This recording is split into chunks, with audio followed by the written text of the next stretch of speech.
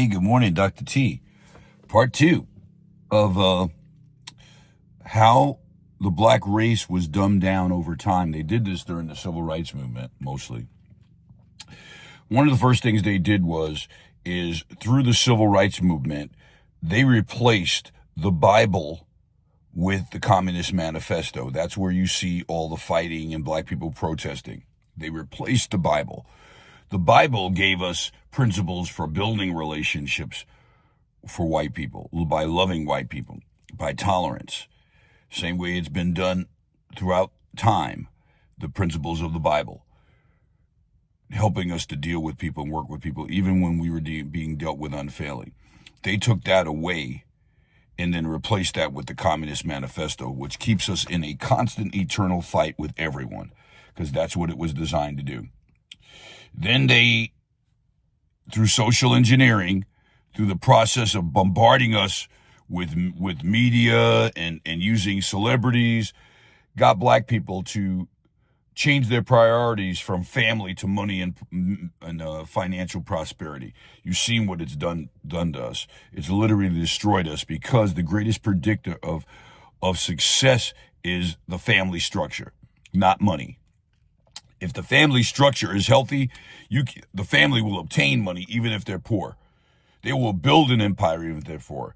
But if they're just focused on money and not family, they will collapse. You see that in Hollywood constantly. The families are constantly collapsing.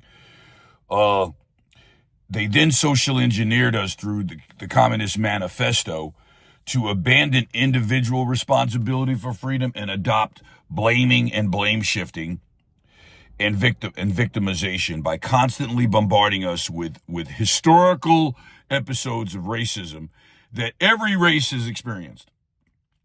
We were only in slavery 46 years. It's insane to think that we suffered more damage than whites who were in slavery for 400 years. Russians, Jews, Mexicans were all in slavery much longer than we were. Irish were in slavery only 56 years, and we are the lowest at 46 years.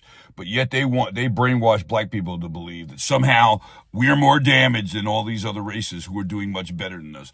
The issue is these other races did not get involved with blame shifting and making other races responsible. They focused on individual responsibility and they prospered, and the black race doesn't. The second thing, the next thing was instead of blacks operating in love like we used to, now we were operating in hate, anger, and resentment.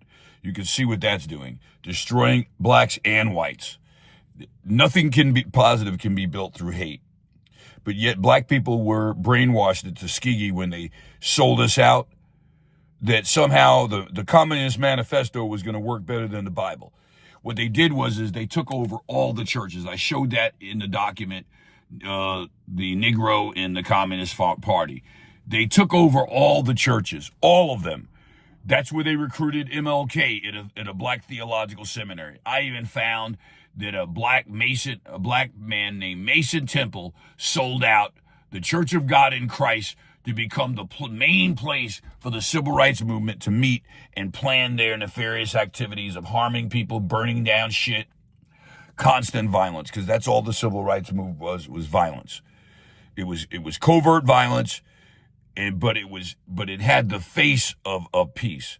That it was a complete scam. There was no peace in the civil rights movement. These people were kicking people's teeth in, pressuring people to have strikes, the sanitation strike, pressuring them to strike, basically threatening them if they didn't strike, they would be killed. They were murderers, man. The whole civil rights movement were murderers, were violent murderers. But they had the face of MLK keeping out of it, staying peaceful, but yet he was hiring violent militants. This is what went down, people. This is what went down. And when we changed from the Bible to the Communist Manifesto, we basically sealed our fate, Dr. T.